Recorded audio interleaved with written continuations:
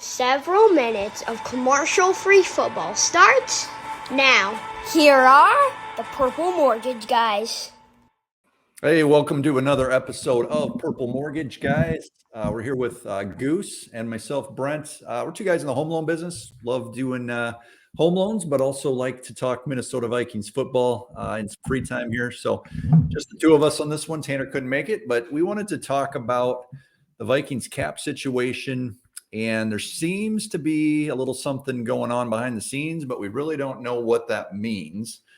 And Goose, you and I were talking about this, and you said you had a little tidbit that you'd like to throw out there, maybe some clickbait, if you will. But I'm going to just recap quick what the Vikings have done so far this offseason. They've not been quiet. They moved some of Kirk's money into a void year, which basically means they'll count it down the road, but they're not extending him. They've been really quiet on Delvin Cook. But they did re-sign Alexander Madison, which was not really thought to be something that would happen. They got him for fairly reasonable price, fairly cheap, I'd say, for a potential starting running back. Could move on from Delvin, could trade him, could cut him, could move on from Zadarius Smith, who said he wants out. Could restructure Brian O'Neill yet to clear some space. And then the free agents that they did sign, they're kind of on the short-term prove-it type deals. Cut Adam Thielen, restructured Harrison Smith, who took less, extended CJ Ham in the last day or two here. And it feels like they're making room for another move. So what does that mean, Goose? Is it just to have some options available, or are they making room for a big name like an Odell Beckham or one of those other marquee free agents? Like, what do you think is going on with Kwesi and KOC behind the scenes? Yeah, there's been a lot of little things kind of slipping out, and I think as each one happens, it's really made me think like, okay, what's going on here? Is this Lamar Jackson related? We already did an episode on him. I'm kind of sick of talking about the quarterback, but yeah, is it that or is it something else? I just recently I've been trying to think, okay, who's a player that could be available at a position of need that would be expensive. There's a handful of positions on our team that we need to be able to plug and play. I'd say wide receiver is one of them. KJ hasn't necessarily proven that he is wide receiver 2, even if he is. Relying on Jalen Naylor being wide receiver 3 makes me nervous. Bit of a stretch. Yeah. And it seems like with the talent in the draft, we are more likely to pick a corner that we plan on and expect to play day one. So that made me think, okay, maybe some of these moves, pushing Kirk's deal out with 2 more void years, being able to extend O'Neill, all the things that you covered, what's that for? I don't love the idea of Odell with what you'd have to pay him, potential locker room concerns, injury concerns. He's not as young as he once was. And so then I thought, okay, well, the speculation I'm seeing a lot of recently is Stephon Diggs deleting Buffalo Bills out of his social media. From Diggs's first day with the Minnesota Vikings, one thing I loved about him is how competitive he is. I followed his social media accounts. I don't know that I saw anyone work out harder than Diggs. It was all times of the year. Hold on. I'm going there, Brett. You really think Stephon Diggs back to Minnesota? I'm going there. You are going there. Hear me out. He's super, super competitive. One of the best competitors I've seen. With that being said, I think there's part of him that is maybe a little bothered by JJ's success. They've shown admiration for each other. But he asked out of Minnesota. He goes to Buffalo. And then JJ has statistically better seasons than him. Wins Offensive Player of the Year, gets all these accolades. And this past year, he gets to experience a little bit of the turnover, Josh Allen. First year was Cinderella story. Diggs goes for a ton of yards. They make it to the AFC Championship. It's like best move of my life. JJ continues to ascend. He sees Kirk producing.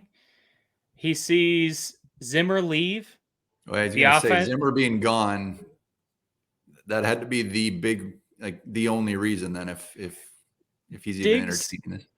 to me, Diggs statistically was having good years with Minnesota, but his main gripe was, you guys are a run first offense. I'm not going to get the targets that I want.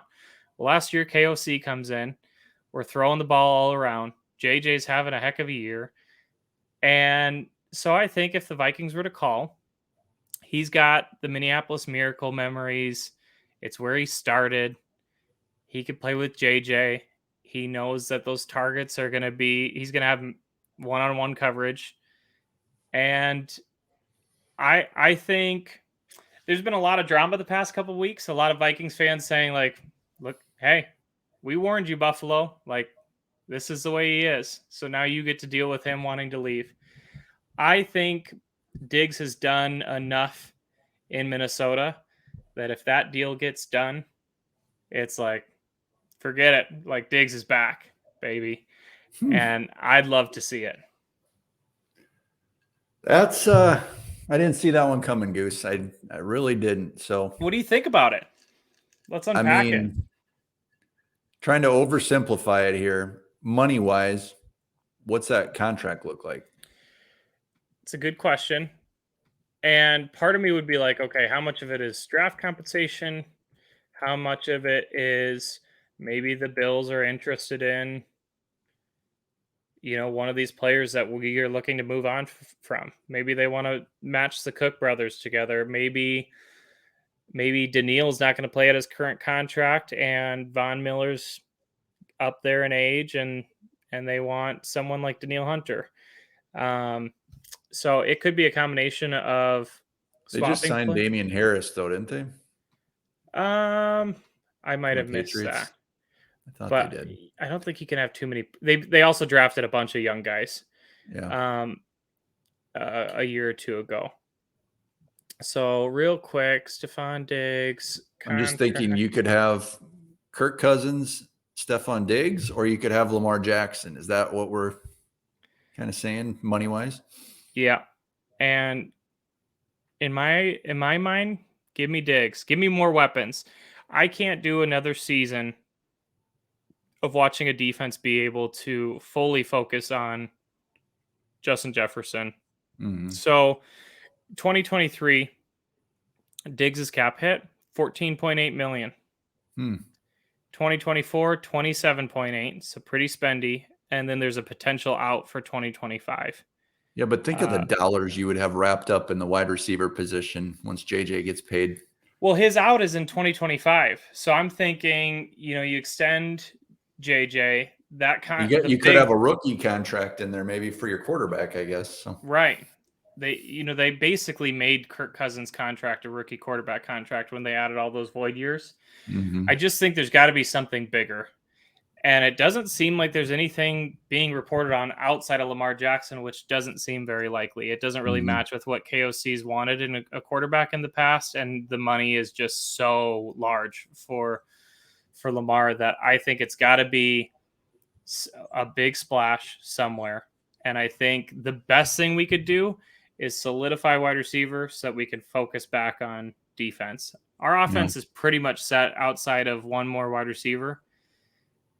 Go to the draft and pick every pick. Defense, load it up, get young, and we're rolling. And I can't think of many other solidified wide receivers that would maybe be available on the market. There was some T. Higgins rumblings long ago. Haven't seen him in a while. I start to see Diggs pretty unhappy. That's an interesting take. I would say I have not heard that one yet. So if it happens, you heard it here first. Purple Mortgage guys. Goose, would you welcome him with open arms, Brent? Oh yeah. I mean, as a season ticket holder, oh yeah, that offense would be insane. Might be 41-40 again, and we win by one score. But would it be Griffin? I don't know. Approved? It just seems way too much like a Madden fantasy football-ish type thing that There's got to be logistical reasons, but that's what the league's turning to. I mean, you got Tyreek Hill and Waddle and Xavier Howard and Jalen Ramsey on a team, and the Rams of years ago. We're the Vikings. I saw a story that we're the angriest fan base. We don't have stuff like that happen. That's like kind of like the NBA, where you go to a super team and you try to win, and then it doesn't work and they blow it up. So yeah, but the Rams did it just a couple years ago, and it worked. And I think it got NFL teams itching a little bit. Does Griff have a Diggs jersey somewhere in the closet? Griff does not have a Diggs jersey. I think I may have a Diggs jersey. But yes, I think Griff would be excited about a Diggs return. Oh yeah, he's all in on the Bills too. So he's more of a Bengals guy for the AFC, but yeah, he would welcome Diggs back. Okay. I don't know. I actually would love to see some comments on this one from anyone watching. Is Goose crazy? That's the question. It's not even do you want Diggs or will it happen? Is Goose crazy or is he on to something? I want to hear though comments. Put them in the comment section. Would you want Goose back or would you want Diggs back? And is Goose crazy? Those are the two questions. Answer them for us. We'll read them on the next one. After that idea, we might have to ask if they want me back on the show. Yeah. Do you want Goose back and do you want Diggs back? Those are the two things. Next time it'll be me and Tanner or just me solo, depending on what happens. So, all right, guys, there you have it. Let us know on Diggs. Let us know what you think Kwesi's up to. Hit subscribe if you've not already done so. If you need a home loan ever, reach out to Goose. Let him know. I'd love to talk with you on that. And we'll be back again before you know it. Have a good rest of your day, everybody.